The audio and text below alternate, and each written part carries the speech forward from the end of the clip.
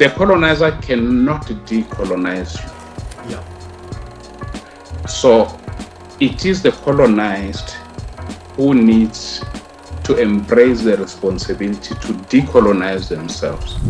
In the African context, you are speaking to just a section of the population, the privileged one, those that have imbibed the colonizer's medicine, the colonizer's education.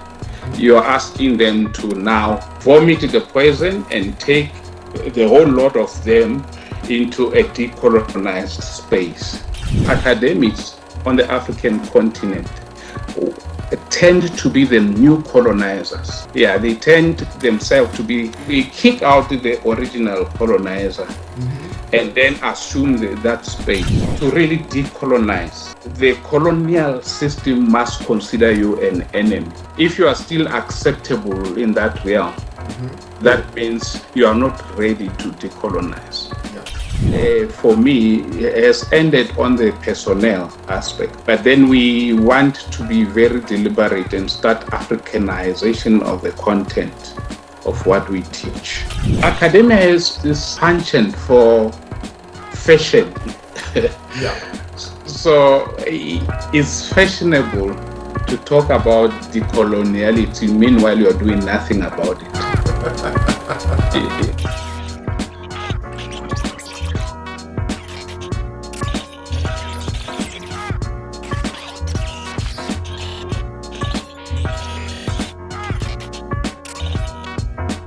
Good morning, good evening, good afternoon, wherever you are. Welcome to a new episode on the Nubianometry podcast, episode 008. This is a podcast that dabbles into geopolitics, geoeconomics, and development issues on the African continent, and is slowly becoming a home to intellectual conversations on the East Coast and Horn of Africa, and I dare say on the African continent, because today we have a guest from South Africa. I believe from the province of Limpopo, known as Professor Geoff Mapaya. He is a professor at the University of Venda in Limpopo, South Africa.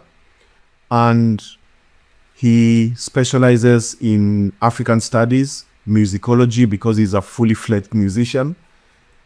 He also specializes in indigenous knowledge systems and many other areas. So shortly before we go into the conversation, I just wanted to highlight a few of the things that we'll be covering, a range of topics in today's episode, and then we will now start the podcast full steam ahead. So today we'll be touching a number of topics, and some of these topics are, for instance, challenges and the main issues affecting academia on the African continent. I think academia is faced with a lot of challenges and many issues underlying, but some which are covert, but some which are also overt. We'll talk about stuff like editorial gatekeeping and academic publishing on the African continent. So we are talking about journals, we are talking about citation indexes and stuff like that. We'll also talk about various trends in academia on the African continent, Afrocentrism. We'll look at issues like parachute science, decolonization of curricula on the African continent, and many other topics. So if you don't want to miss a really exciting 1 hour of discussions, an intellectual discussion with a professor from South Africa, make sure you tune into the podcast for the next 1 hour. And I think with that, I'm through the intro. Professor Geoff Mapaya, good evening. Hey, good evening, my brother, and how are you? I'm fine, thank you. And you? I can't complain. Africa is rising. Why should we complain? That's a really nice way to kick it off. I don't know, in the introduction, did I capture everything the way you would want to put it? Yeah, that is more or less what I am about. You've covered my areas quite adequately. Thank you so much. Okay, and I'm also probably not messing up with the geography of South Africa when I say University of Venda is based in Limpopo as a province. Spot on. You did your research. Let's transition into the conversation, Professor. Thank you. Academia in Africa today. Like, what is your general take of academia on the African continent? Issues affecting academia, challenges, opportunities, and even trends that you are noticing, because I think you have been academic for 30, 40 years or something of the sort.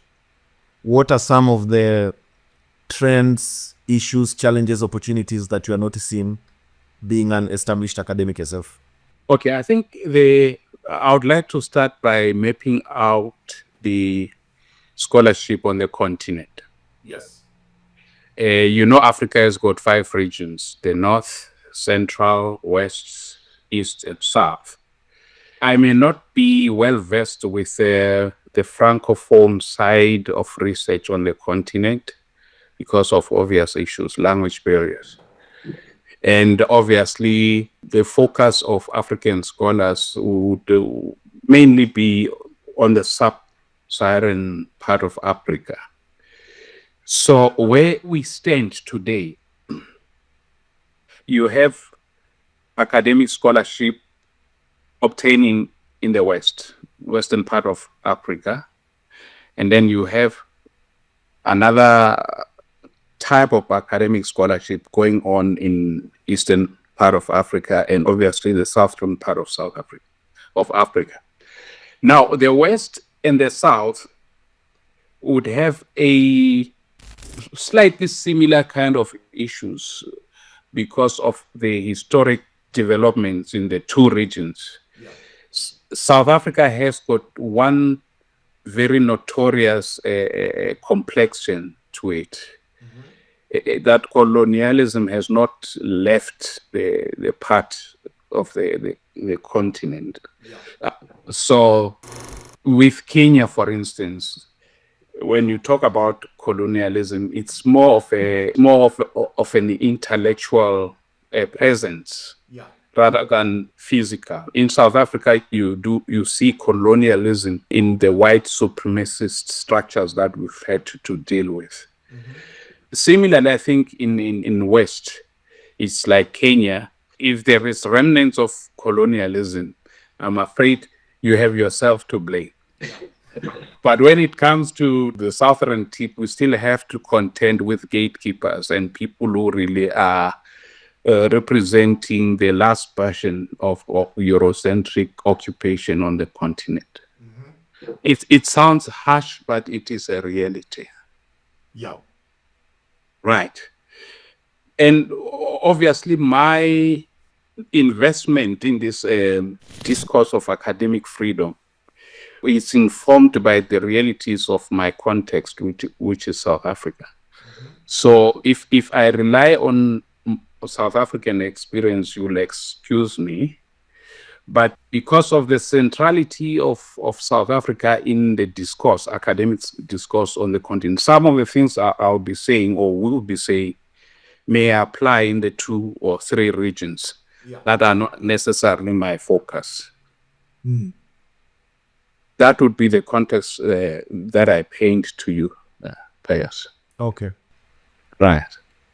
And so as we are just starting the discussion, when we talk about curriculum transformation on the continent, let's say if we look at higher education, but also even basic primary education on the continent, in your estimation, do you think, maybe save the case of South Africa, which might be a special case, but of course, which informs a lot of your own reality, but even if you were to merge the South African experience with experience across the continent, do you think we have made meaningful strides in terms of, let's say, integrating African epistemologies, integrating indigenous knowledge systems, and trying to move away from the Eurocentric curricula that has been quite prevalent on the African continent? Do you think we are making meaningful strides? But I think before we even enter into that discussion, because now we are evaluating how are we faring.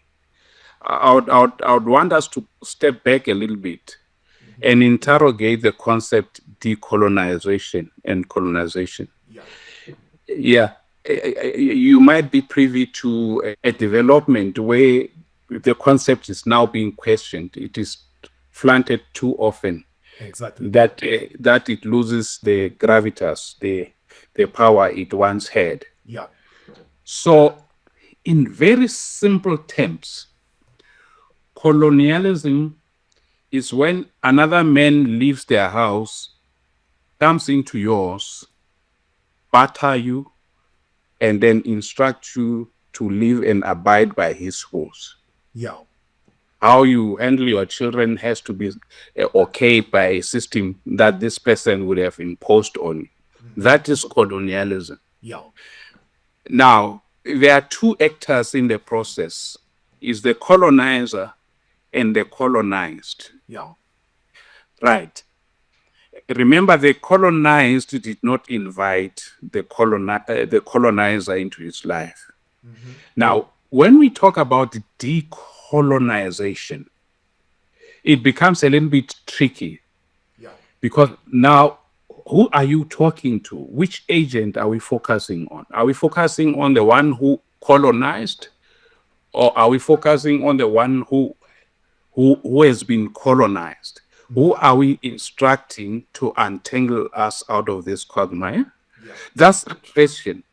And then if we don't answer that question, we are not going to win. The colonizer cannot decolonize you. Yeah.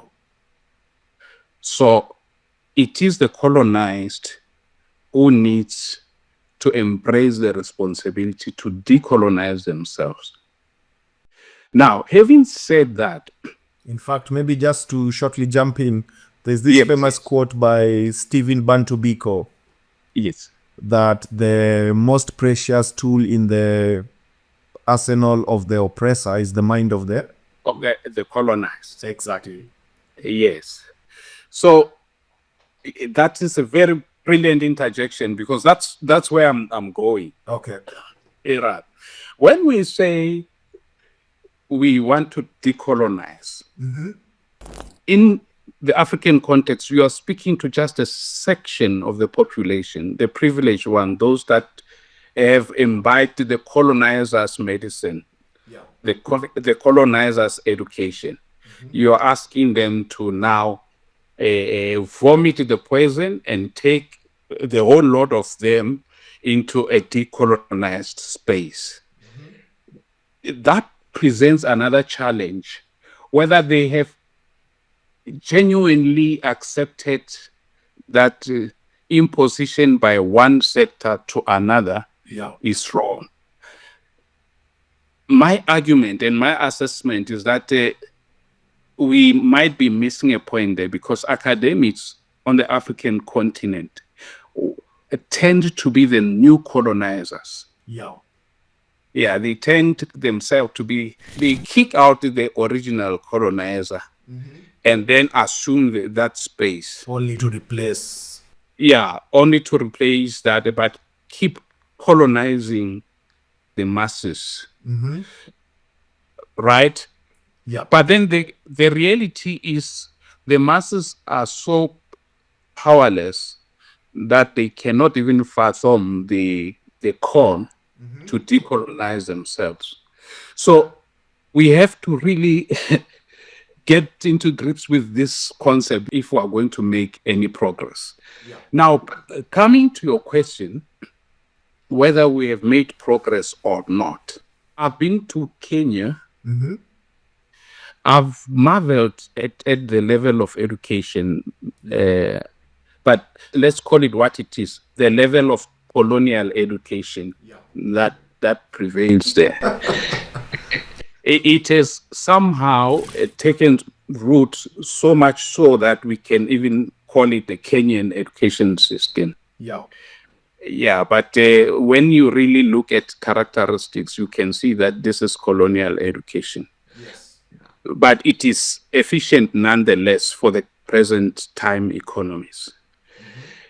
You compare it with South Africa. South Africa is slightly behind, because when you are off the mark with the process of decolonizing, we were still having to contend with apartheid, which another layer of modern day colonialism. So people my age, for instance, have gone through what we call Bantu education, quite inferior education, and the kind of education that really prepares you to take instructions and nothing more. Yeah. So similarly, when you go to West Africa, you have a slightly different complexion of education, African education. Yeah. But my contention is that it is still very colonial because the ordinary village African cannot fit. Yes. And then if we have a system that is so disjointed with what prevails in the most rural areas of our society, that education for me is useless. So look at it this way. We have an African scholar in the middle who's called to decolonize. You have the colonizer on the other end. You have African indigenous knowledge system on the other hand. Yeah. Actually, I even don't want to call them knowledge systems. Let's say African existence. Let's call it that for lack of a better word. So this scholar in between is called to turn around. When you turn around, it means you're turning your back towards the colonizer. Yeah. And then now you're facing your African reality. Yeah. That is what it means in pictorial terms. Now, what does that mean for me as an academic? It means I must cleanse myself of all things that I've learned from this other system and learn anew things I've neglected that has proven to be useful for my people for generations. But then, obviously, there've been a year of neglect, so many years of neglect. We might have to repackage that into some kind of a system that we can then transplant or maybe be able to move it into areas where it is needed, like schools and churches and so forth. So far, the African scholar is talking about turning his back. He's refusing to turn the back totally and learn anew. We still want to hold on to the little credibility that was bestowed upon us by the colonizing system, and hope we can jet into the lived experiences of Africans with that kind of a baggage. Yeah. I'm saying that is unworkable. Yes. I'm proposing that for you to really decolonize, the colonial system must consider you an enemy. If you are still acceptable in that realm, that means you are not ready to decolonize. Yeah. Yes. So you think it comes down to a binary system? Yes. Like you are either in this particular side or on the other side? Yeah, I guess for now, that's what it means. Because then when you finally articulate with perhaps Western systems, which by that time would have graduated from being colonial into being maybe innocently Eurocentric, then we can then articulate, and obviously we don't have a choice because of the digital platform that is now available. Yeah. So, but then you interact with it in your terms as an African, not as an African who's a European wanting to appease neglected Africans, you know? Yeah. You'll be creating the bridges from an African point of view. This is actually what is happening even in politics today. This is what Ibrahim Traore is trying to do. Say, hey, let me shut down the country. Let me wake up and see if I can survive on myself. I think at some point he's going to create relations with the outside world. But then those relations will be different. There wouldn't be relations of a subservient country to some deep boss Western superpower somewhere. France, if the next president is sober enough, would approach Ibrahim Traore as an equal, and in whatever treaty they draft, he will have to listen to what Traore wants and put what he wants in. So that kind of interaction or cross-pollination on an equal basis is what the world needs. But for us to reach that level, we still have to retreat, pull ourselves out of this entrapment, try to redefine ourselves. What is it we want? And re-engage in our own terms. Okay. Right.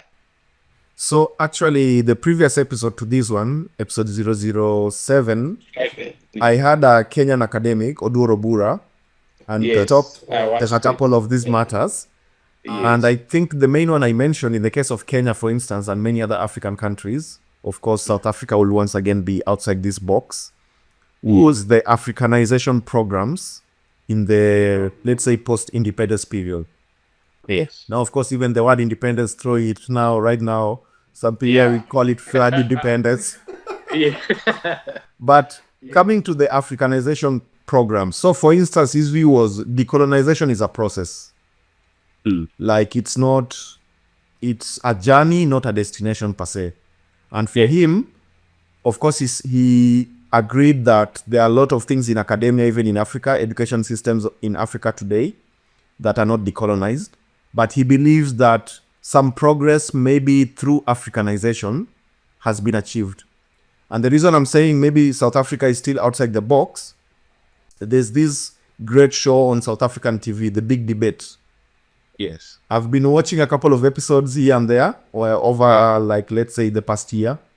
And there's this one where I think it was the issue of higher education. I think it was the University of Cape Town, Stellenbosch, etc. And they were talking about the number of blacks in, let's say, faculty management positions. Because if you just focus on the students, we are admitting all manner of students. Like our campus is majority black. But when people start interrogating, how about the faculty and management? But if you take the case of Kenya, or maybe other East African countries, or even West African, you find that Africanization since the 80s, 70s, 80s, up till today, is basically a reality. That you have most of the 99% of the faculty are Africans. Even if you have Asians, they're Africans of Asian extraction. And even if you have some whites, you'll find that maybe they are whites who are second, third generation on the African continent. Yes. So do you think in that particular context, will you say that maybe outside of South Africa, in many of the other areas, maybe the Africanization programs are an indicator that some meaningful strides have been made? Yeah, surely. That's precisely why it was necessary for me to paint the context in the beginning. Yeah. That was in recognition of the fact that these two regions, for instance, have managed to truly Africanize. But then the Africanization, for me, has ended on the personnel aspect. Yeah. But then we want to be very deliberate and start Africanization of the content of what we teach. I'm not sure if I were to throw this question back to you, how much of the content that we teach in East African universities and West African universities is Africanized? Very little. Very little. So I think we can safely say at least we've achieved something by making sure that we put people of the right kind of, how do I put it? The African people have proliferated this space. Mm-hmm. But then if you see that the content is still by and large Eurocentric, it speaks to what I alluded to earlier, to say African scholars are in the middle. They are still undecided whether they want to turn their back 180 degrees and disregard that which they imbibed and start anew by drawing from the African reality and fit the curricula. That is something that needs to happen. And I think it will happen if things like this happen, where there are podcasts that are questioning things. Now, academics are sharing this idea. And then here you are, you're giving us the platform to, to, to articulate our apprehensions, and also maybe you are allowing us to dream, and make sure that we put our dreams in the public, and then through that constellation of ideas, we'll arrive at a place where we agree that yes, philosophy, it's not complete if 90% comes from Europe. So let's have 90% coming from Kenya, maybe 10% from Europe. Once you've defined it that way, then the onus is on us to carry out research and try to come up with material to fill the 90%. That is where we need to go, and we need to go there fast. And the good thing is that the white supremacists are retreating from the continent. That gives us space to then occupy the space and make sure that we put on the table very credible African sensed kind of education. Okay. And so, Professor, when you find a scholar from South Africa or an academic who is, I think, also a clinical psychologist, Wahbie Long, you had already made allusions to the attack, let's say, on a term such as decolonization or the concept itself. When somebody such as Wahbie Long says there's something really wrong with academia on the African continent, and he narrows down to say a word such as decolonization, decolonizing, has been thrown so much around, it's strongly linked to identity politics, to the extent that it has become an empty phrase. Yes. I mean, what would be your rejoinder to such remarks? No, I totally agree. I totally agree with him. Mm-hmm. Academia is this penchant for fashion.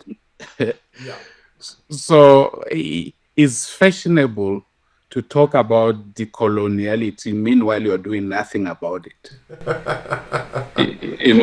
So the more you do that, the more people realize that you're just bluffing. There's no substance in what you're saying.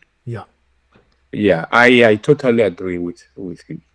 Yeah. And earlier on, when you were saying you are painting a broader picture of how we can understand the, let's say, decolonization conversation, what will be a take on, in a much broader way, let's say, the debate about critical race theory? Because you find that in the US, you have this huge right-wing movement, your Ben Shapiro's, your Candace Owens, and what have you, who, let's say, starting from around COVID, they really pushed back on critical race theory. And they were, of course, defining it in the way they think it actually is.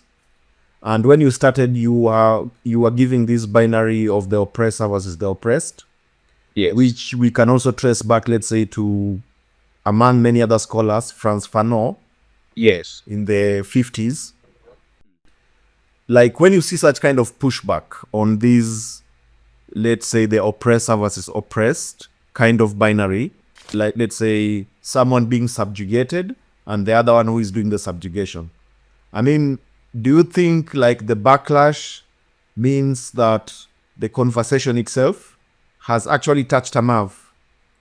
And then we are having something like maybe in the 60s when Martin Luther King was pushing civil rights, there was a white backlash that came out of it. Yes. Yeah, it's very consistent. If Black people want to assert themselves in whatever way, there's a response. I mean, music, I'll tell you a musical example. If the Black community produces someone like, say, Miles Davis, the white will present a counterbalance in the form of maybe Chet Baker or so and so. So whatever you put on the table, they will look for something that equals or even betters what you say, which is for me sad. Yeah. It's a serious problem in South Africa. You know our national anthem, right? Yeah. It is two in one. Clearly. Yeah. It's two in one. The fact that it is two in one highlights the hard stances the two factions held. That those that had the privilege don't want to let go, don't want to understand where the others are coming from. They are not prepared to meet you halfway. They will rather go to Trump and ask him to intervene. That is very, very sad. And then I think that is what is going to make this process of decolonization very difficult. Yeah, can we imagine if they were genuinely going to say, hey, we are sorry this happened, we would like to be part of the solution. What are you talking about? Decolonize the curriculum. Yes, I've got my own ideas. What about we do this and that, then we bring up, we do it together. Yeah, then it would have short-circuited this agony, this process of having to battle it out with little tools at our disposal, because they have institutions, they have got systems, they know how they design those systems.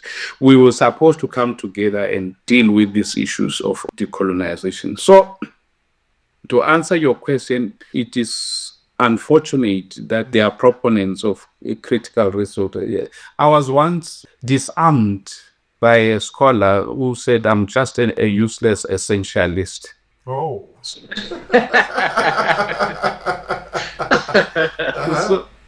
So because I was saying, that's fine, you are sorted, let me sort myself out, let me sort my people out, then we can have a conversation. Yeah. And nowadays, Pius, I'm deliberate to clear my hard drive of things that I've learned from school, theories that I've learned. I'm saying, if I need a theory, let me go to the village and see if I can find one. Yeah. And often I do come across theories that would support my argument. But the problem then comes into your next subject, academic publishing. Yeah, exactly. Yes. Yeah. Actually, that's what I wanted to jump into nicely. Now we talk about academic publishing. Yes. And there's this concrete example that I was reading about, and it was actually quite interesting because I remember me myself when I finished my master's in Osnabrück in northwestern Germany.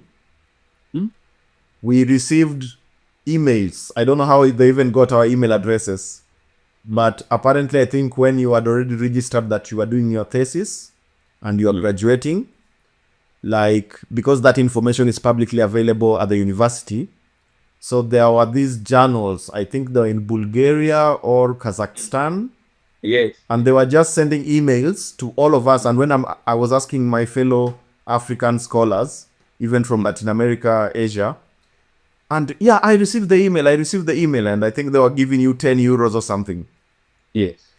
And two of my friends are actually finishing their PhD in Hong Kong at the moment. And I was talking to one of them from Ghana. He's called Timothy.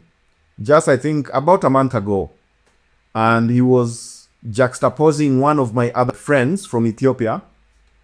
And there's this idea where, like, you find journals from Thailand, from all over, even from Africa. And it's slightly easier for, let's say, scholars from the Global South to publish in them than to publish in the northern journals, where there is a lot of editorial gatekeeping. Yes. And so the journal article I was reading about, talking about fake journals, predatory journals, and the webinar that Elsevier held during COVID, I think it was in June of 2020. Yes. And they were saying, how to identify predatory journals, etc., peer review and everything. But in the journal, it quotes one Nigerian scholar who said, who can even say you are predatory and you are not? Because apparently two journals from Nigeria were labeled predatory or fake. Yes. And the guy was like, was like, if I try to publish in a northern journal, some of them are demanding $5,000. So who is really predatory? Yeah. Yeah, exactly. So I don't know, what's your take on the entire publishing in academia, especially when it comes to the global north, global south divide? Yeah, there's still a very, very strong gatekeeping there. As you've alluded, the so-called high-impact journals actually means Euro-American journals. Yeah. You have to earn the right to publish there. Quite often, it's not the merit of what you put on the table. Yeah. It would be what you can afford and what part of the world are you coming from. And then even in South Africa, it's even worse. If I publish the kind of ideas we are sharing today, which are not very comfortable to some people, Yeah. and then you send that to a journal in the UK, the editors in the UK, most of them, 90% or thereabout, Yeah. not having any interest or having any linkage with African continent, Yeah. assist with the task of assessing the manuscript. And then who do they go to in South Africa to evaluate your manuscript? Yeah. To someone with European origins. So it's like they're talking about you. Hey, yo, I received this article from one of the people in your continent. What do you think about him? What do you say? And then they say, that one is a troublemaker. So then you don't get published, you see. And I don't know how they deal with countries like Kenya, because if they want to really evaluate, they have no choice but to send it to a Kenyan scholar who can go either way. Yeah. But then you see, that way their reviews a little bit, okay. If they say you didn't make it, it would be on the basis of what you presented and nothing else. Yeah. But with the South African situation, it would largely be on the basis that your ideas are not welcome. Because it also sounds almost like a double whammy, because gatekeeping in the global north, you yourself as an African scholar, you cannot publish in the northern journals. But when you guys work hard and say, let's come up with something indigenous, local, like the two Nigerian journals, then somebody also uses their citation index, corpus, to say, no, don't go to that journal. It's a predatory journal. It's a fake journal. Yeah. So you are like, damned if you do, damned if you don't. Either way, you get screwed. Yeah, either way, yeah. But we need to really think about getting out of that trap. Yeah. And in South Africa, unfortunately, the instrument that is supposed to give us at least a break, the Department of Higher Education and Training. I'm not sure whether they are unwittingly colluding with the so-called A-list journals to really make sure that it is difficult for Africans to publish. For instance, in Kenya, we have the only journal that is supposed to take care of African musicology. It's called African Musicology Online. It's a prestigious journal that, if accepted by one of these lists, will see scholarship in African musicology skyrocketing. But it's not on the list. So therefore, we cannot publish there. And then, we are trying to get it on the list. It's not easy either, because they look at who publishes there. They don't see any articles from Europe. So they are reluctant to accept it. Yeah, to include it, But then it's a struggle that we are committed to. Will keep knocking until such time. That I liked the proposal that perhaps African scholars must entertain the idea of coming up with their own journal aggregator. Citation index, something. Yes. And I would want to be part of that if there's anyone who makes a move towards the establishment of that, because that's what we need. And only then, you see, only then the attitude will change and the North will come and meet the South halfway. Halfway. Yeah. You are aware of the open versus paywall journals. Yeah. Yeah. The open access journals have been so robust that it is no longer profitable to run a paywall journal. Yeah. Yeah. So it forces those journals that used the paywall system to exclude, to open up and come down. Yeah. So I suspect if we have an alternative that would give the African voice space, I know they will come and say, let's talk. We can still work together. When you're on this list, you're automatically in our list, something like that. I think that can happen. It only needs committed scholars to start doing it, to start putting it into. Maybe we should use your platform, if you allow me, that I speak to African scholars, my brothers and sisters. Steve Biko says, black men, you're on your own. We are on our own. So we need to really take up this idea of establishing an African citation index. Let's see if we can put our heads together and get it off the ground. Yeah. Because once we do that, at least we can be able to even start working on citation systems that are informed by our African realities. Yeah. For instance, in Africa, knowledge doesn't reside in an individual. It's a communal kind of knowledge. We need to find a system where we can deal with that and manage it. So this is a challenge. I think if scholars my age can deal with it and make sure that the next scholars don't have to reinvent the wheel, something like that, would have at least achieved something towards decolonization. Quite true. Yeah.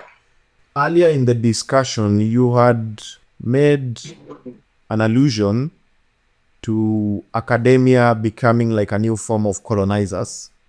Yes. And when I was reading about the academic publishing theme, I came across a journal, I think, that was describing the situation in Uganda. And I also think I saw one in South Africa or Nigeria. I can't quite remember which one it was. But it was also the first time I'm learning, because my PhD dream died, so I did not go that route. But it was the first time I'm learning that for you to get a promotion in Africa, the faculty heads in African universities, management, they also bring the issue of publishing a certain number of journals in high impact northern journals. Yes. Like journal articles in high impact northern journals. Yes. Is that maybe what you were referring to as like a new form of colonialism from these academic elites? Internal gatekeeping of sorts? Yes, it is. It is. Because I can understand if, let's say, you're a PhD student and some of the requirements for you to graduate, you have to publish 2 articles or 4 articles, etc. in the 3-year, 4-year period. But once you say, like, for somebody to be promoted, to become a senior lecturer or something, you have to bring us the receipts from the northern journals. Like, you see? Plainly gatekeeping, right? Yeah, it's gatekeeping, and it sounds innocent because it is done by us. For us. Yes. But also, how we relate to indigenous knowledge, we have this unfortunate arrogance that because I come from a university, I can manage the process of getting indigenous knowledge from a particular community. Quite often, you hear scholars talking about African music. African music, that African music instruments. But if you were to ask them who plays that instrument, they wouldn't answer you. They will show you pictures of African instruments with people playing the instruments. You ask them, Do you know the names of the people who are playing those instruments? They will say, but why are you asking? So, look, you see, you are interested in the product these people produce, but you are not interested in them. You don't want to know about their well-being, which is why they can't be remunerated. They will remain impoverished. They will remain useless because that which they could have used for their own living, you have looted essentially. And you are no worse than a company that comes and kill people or move people out of a place and mine and get the diamond and sell it to Europe for processing. You are not different. You are doing exactly the same thing. Exactly the same. Yeah. So African scholars must be alert to this reality that they've got a specific kind of responsibility when they deal with indigenous systems. That in doing that, they must make sure that they don't become the new colonizer. Yeah. Do you think that maybe the entire concept of cultural imperialism, or sometimes as people in the global north might put it quite nicely, cultural relativism, because they always like, you can make it relative. Certain cultures are stronger than others. In Germany, there is even a term, Leitkultur, like the leading culture, if I can translate it. Yeah. So, like, do you think in the context of cultural imperialism that it goes hand in hand with the colonial experience and Yes. has so deeply affected people on the African continent, even in academia, that we have this very strong preference for everything foreign.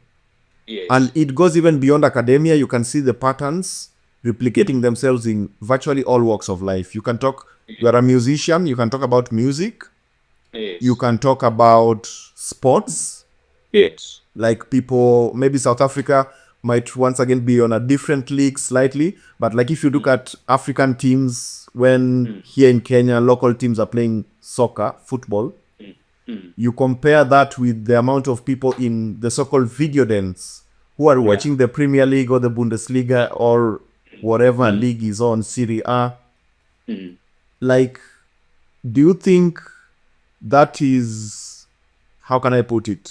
Like, it's so deeply ingrained in us, that entire experience, that even in academia, so that when you're talking about people are getting promoted, like there's a very strong preference to anything foreign.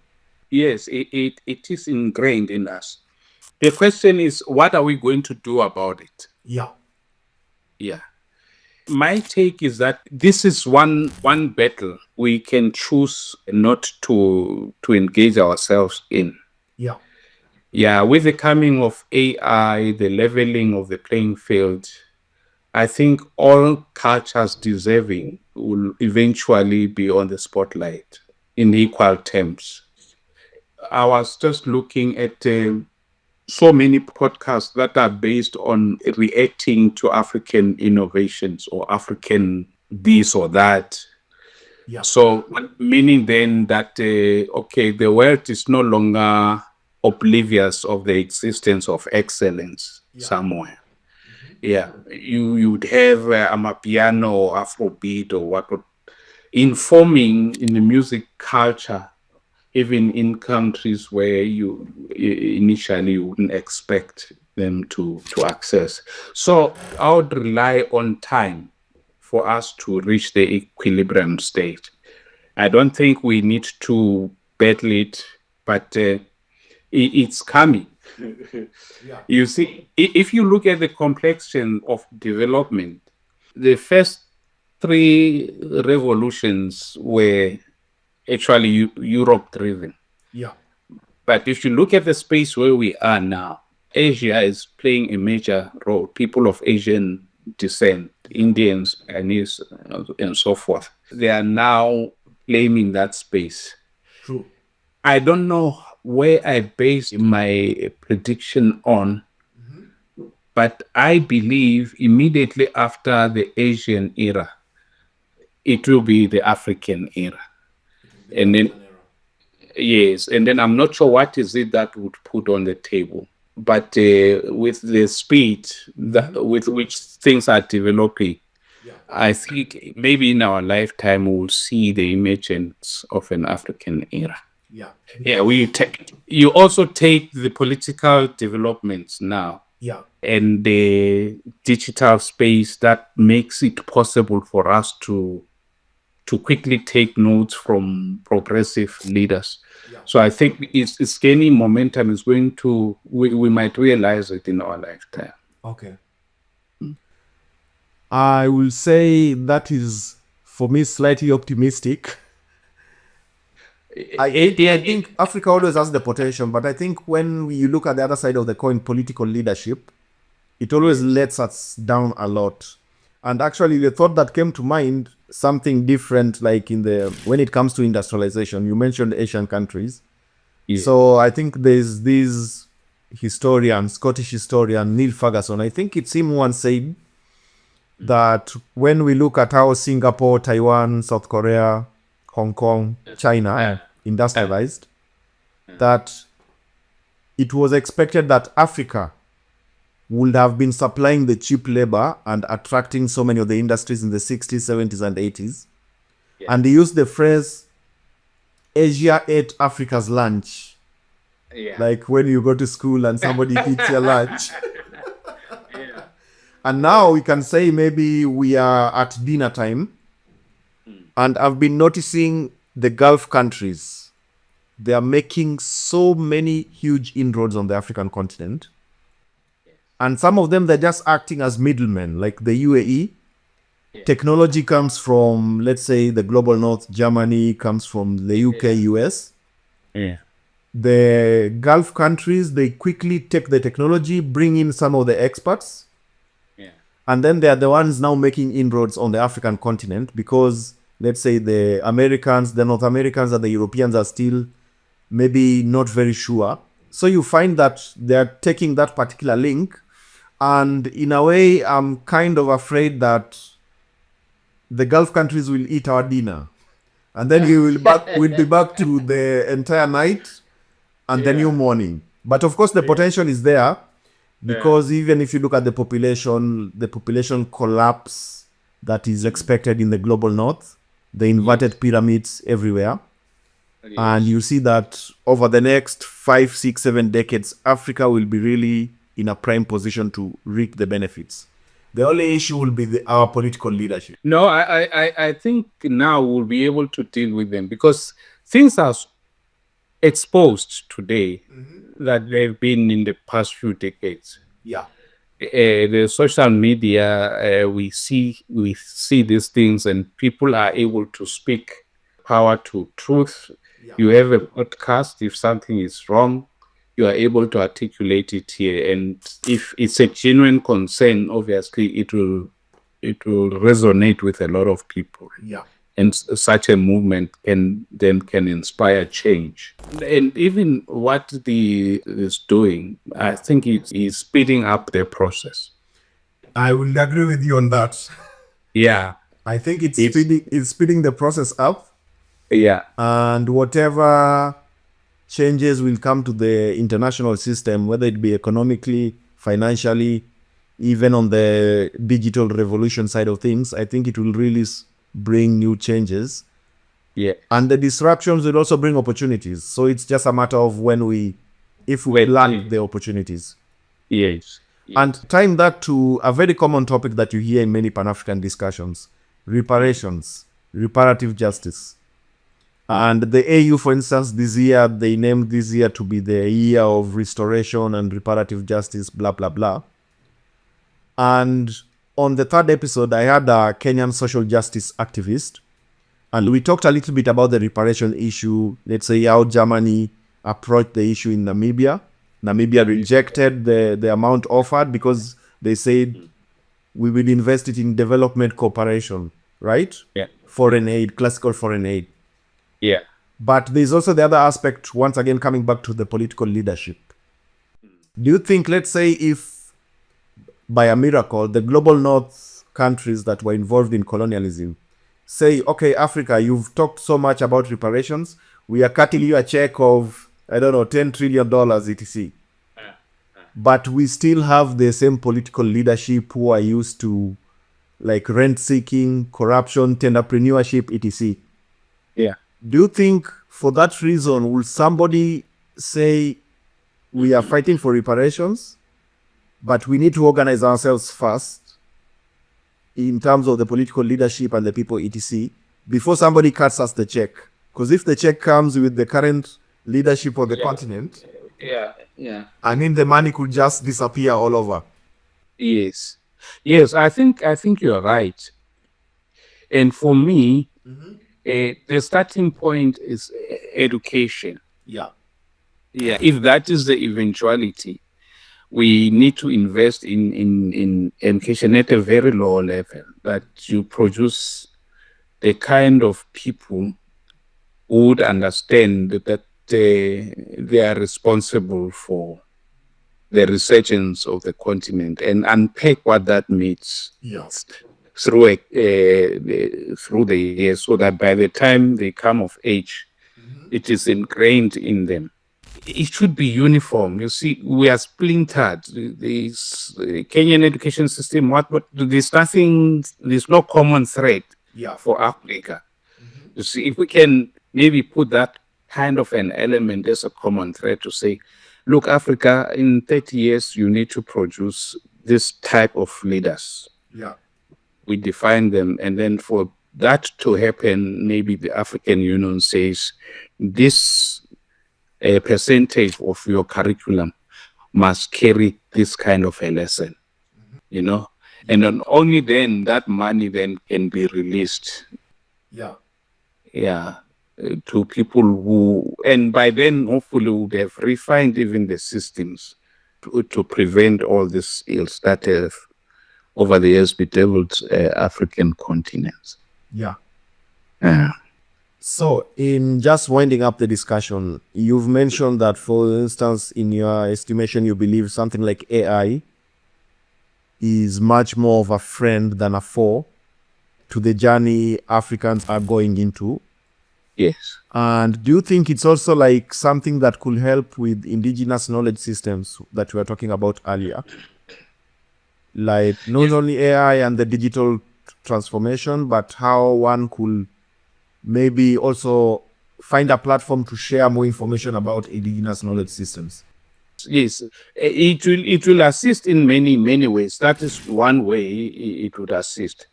But then critically, it will release you as an African man who has to fend for his family. Yeah. It will release you from going to work somewhere, but then focus on your project in your house with your children around you. That for me would be a game changer, because then whatever system you use to socialize your children receives little interruption because you are there. Yeah. You become a present socializing agent rather than relying on the school and the church to do the work for you. Well, those will still be there, but if we have time on our hands, if you don't rely on a 7 to 5 job, answering to some boss, you are able to run your podcast profitably. You are able to do other things that are on the platform and hence some living. Yeah. It releases you to focus on the real thing, that of building your own family and building the community. That is what I'm hoping for. Remember, not so long ago, my village had 100% joblessness. Oh. Mm-hmm. But then 100% wealth. Yeah. Yeah, people were working in their own terms. The father would go and head cattle, and the mother would go and work in the fields, and so on and so forth. Everybody has got responsibilities. And what we bring at home was enough for us to be defined as being wealthy. Yeah. So we didn't have to seek for a job, you know. Yeah, everyone was working in their own terms. This is why I believe this revolution will eventually usher us in that space where many people, African people, can make money without servicing other interests but their own. Yeah, that way I see us regaining some of the things that we've lost, including indigenous knowledge systems. Remember, indigenous knowledge system does not equate to old, outdated systems. It is a system that works for indigenous people, whether in the past, now, or in the future. Yeah, because there's a tendency to equate indigenous knowledge system to archaic stuff. Archaic, pre-colonial style. Yeah, pre-colonial stuff. No, you are an indigenous man as we speak today. Yeah, you're indigenous to Africa. Well, some would say contemporary, but contemporary and indigenous. Yeah, because you are where you're supposed to be. You're in your country. That's where I base my optimism. I'm not sure whether you see it far-fetched. No, not necessarily. I think it's a quite balanced view. And so as you just enter the home stretch of the conversation, Professor Mapaya, I mean, you're from South Africa yourself. You had mentioned earlier that you have disabused yourself of all theories. Yes. Do you think ideology is a proper way to try and find, let's say, political solutions to the problems facing Africans? And I'm actually basing this one to you as a South African, someone like Julius Malema. Yeah. Because as you had earlier mentioned, Ibrahim Traore, and it appears for him it's much more pragmatism. Yes. What is pragmatic, what can work, and everything. But if you go on the other side, someone like Julius Malema is always quite popular, even in Kenya, on social media. You know, Kenyans on Twitter, KOT. And when he says something, like, it goes viral quite easily. But then you are like, it's also very strongly ideologically oriented. Yes. Do you think ideology is, let's say, a trap that we can fall into? Because at the end of the day, you are talking about the center left, center right. You are talking about socialist, Marxist. Marxist, yeah. And all these actually are also, they also came with the boat. Yes. I watched, even though we had our own, let's say, indigenous systems like communalism, which of course contrasts in certain ways and patterns to, let's say, socialism or communism or Marxism. Yeah. Well, I watched the Kenyan Marxist, and I loved it. Yes, precisely. You're correct. I understand why people would want to frame their activism on some ideology. Yeah. But then, if you're going to serve the masses of the people, why do you bring an ideology from Germany? Yeah. You know, what makes you think Karl Marx had Africa in mind when he postulated? You know, yes. My approach would be, and I'm privileged because as a professor, I'm able to instruct my students to say, critique Karl Marx, go to your village and use the information that you get there to critique it and see if you can find a replacement. Yeah. So that is the challenge that I normally pose on people who still have some work to do, like yourself. Yeah. To say, right, it's enough to have sung praises of these people who have done this for their own country, their own well-being. What are you saying? What are you putting on the table then for us, your people? If there is a system, let it come up and then let's refine it until it can match all those. And then see if it can. You see, you can see the mess democracy is causing on the African continent because it was not born of the continent. It's been supplanted. Yeah. it's causing havoc. And if we understand, if we're educated, we could use the same principles to see if we cannot craft something that is organic to the continent, and it will have, support all across. Can you imagine if the entire African continent, and it's easy, you see the concept of Ubuntu, people just bought into it because it permeates the African continent. So why can't we then go deeper? Yeah. And then try and find things that could then term ideologies, African ideologies. I just published a paper now, and then it was met with criticism. So I was arguing that African languages are philosophical dispositions because they represent a worldview and a way to think and a way to articulate ideas.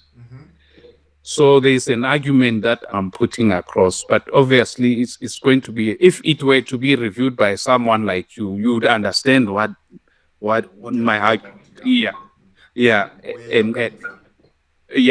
then that way you can critique it and say, but it's weak here, it's strong there. Look at this area and strengthen it. So, in a nutshell, my brother, I'm saying African scholars, we've got a lot of work to do, and then we cannot afford to be cheerleaders of other scholars from somewhere. Yeah, we cannot afford to be cheerleaders of other scholars who have their bread buttered in both sides. Yeah, we need to really get down to the ground and see if we would succeed in putting African epistemologies at the center of our discourse. Right. I think that's what I am about, really. I think that's a very nice parting shot. The way you've summarized it. Yeah. And we have about 4 minutes just to complete. So I was just thinking, maybe you can touch a little bit about your music career, because you're also a fully fledged musician, right? Yes.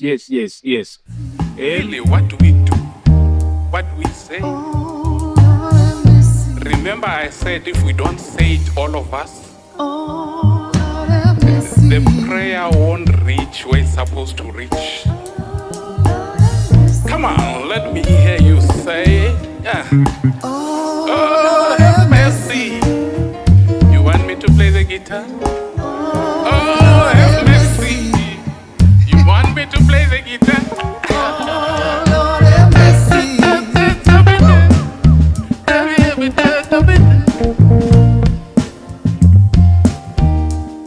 Yeah, it's interesting, How, for instance, does it feed into your academic career as a professor, and maybe even your own worldview, actually, about indigenous knowledge systems and stuff like that?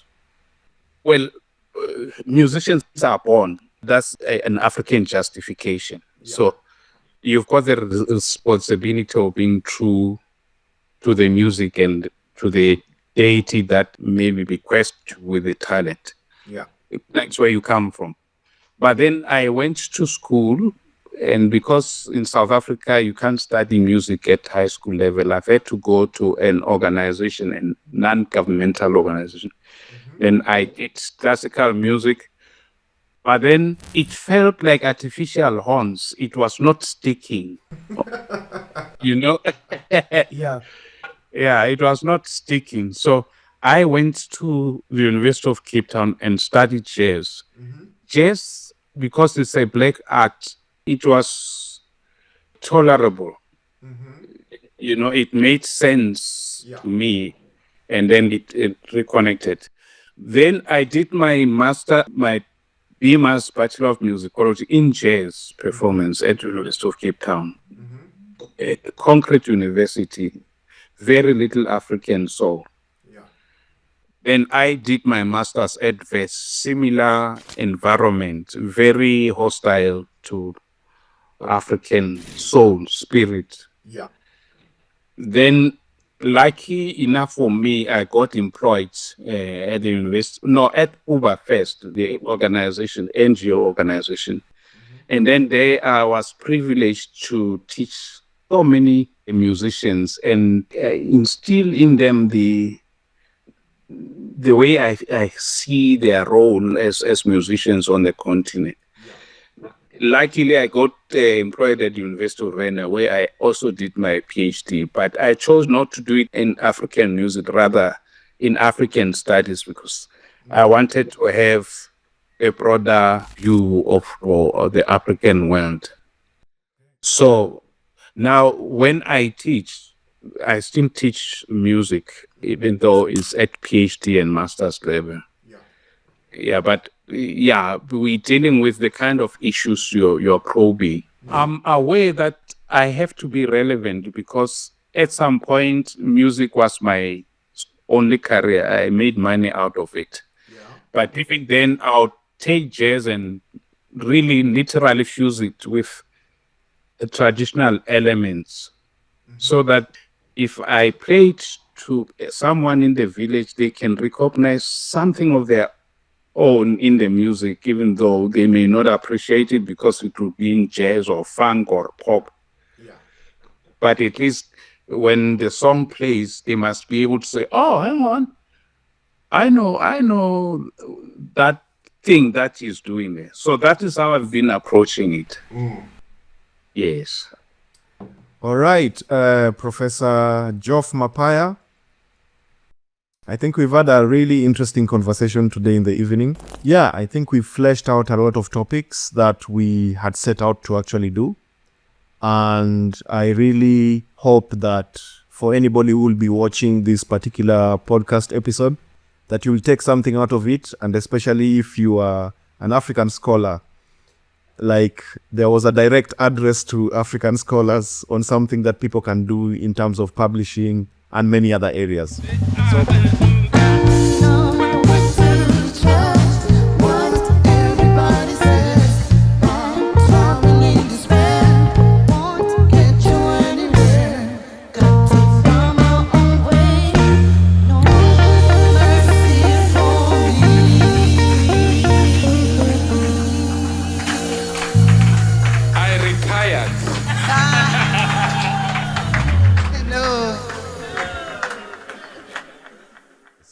So, Professor, final words before we close the show? Thank you so much for putting up this fantastic platform. And then I can only wish you luck and prosperity. And then please spread your wings, cover the entire continent, because we really need to have a conversation as Africans. And thank you so much for the opportunity. Thank you very much, Prof. And I know we'll stay in contact. Yes, definitely. And to you watching the episode, kindly don't forget to hit the subscribe button, the like button, and the notification button for future episodes covering geopolitics, geoeconomics, and development issues on the African continent. This has been the Nubianomic podcast. I'm your host, Pius Sobola from Kenya. And we had a guest from South Africa, so we are actually trying to spread our wings as has been advised. Thank you very much and have a good evening, morning, or afternoon, wherever you are. Bye-bye.